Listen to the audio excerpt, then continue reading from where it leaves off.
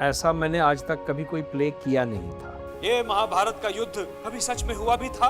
जो एनएसडी जाते हैं तो उनको पता है वो अंधा युग वगैरह it's a part of their repertory training.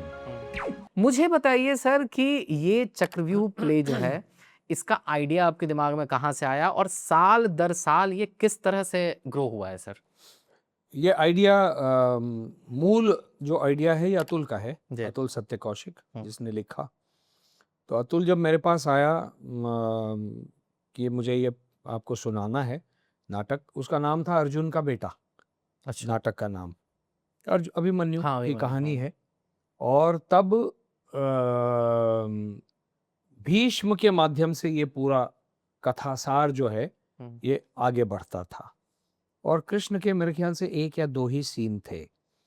तो मैंने अतुल जी से कहा कि अगर हमको इसको आज के लिए प्रासंगिक बनाना है तो जो चक्रव्यूह से बाहर है वही तो बात करेगा।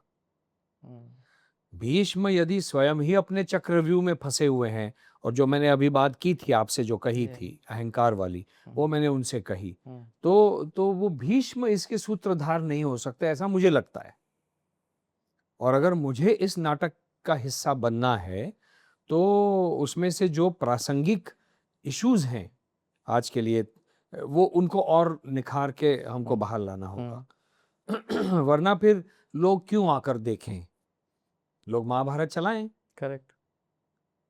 तो उनको ये बात जची, तो इसकी 3 बार रीराइटिंग हुई है। हाँ, उन्होंने 3 बार तब वो दिल्ली में रहते थे और पहली रीराइटिंग हुई, फिर उन्होंने स्क्रिप्ट मुझे भेजी, फिर दोबारा हुई, फिर उसमें से हम लोगों ने फिर बहुत कुछ सोच विचार करके इस सीन को ऐसे वैसे वैसे शब्दावली, क्योंकि वो भी काव्य में लिखते हैं और ये ऐसा मैंने आज तक कभी कोई प्ले किया नहीं था। जो एनएसडी जाते हैं तो उनको पता है वो अंधा युग वगैरह it's a part of their repertory training. प्रभु हूँ या परात्पर, परंतु पुत्र हूँ तुम्हारा तुम माता हो, तो ये तो उनको पता ही होता है। लेकिन इस छंद में मैंने कोई प्ले नहीं किया था, नाटक नहीं किया था और इसलिए वो उसकी रिहर्सल्स बहुत करनी पड़ी और ऊपर नीचे लाइंस को थॉट्स को ऐसे करते करते और फिर गत 12-13 वर्षों में हमने बहुत सारे सीन्स में कुछ नया देने का प्रयास किया है। तो मेरा काम है थॉट देना कि ये थॉट आ सकता है क्या, ये थॉट आ सकता है क्या। ओके। फिर अतुल लिखते हैं और उसको अतुल और हम बैठ के उसको फाइनल करते हैं।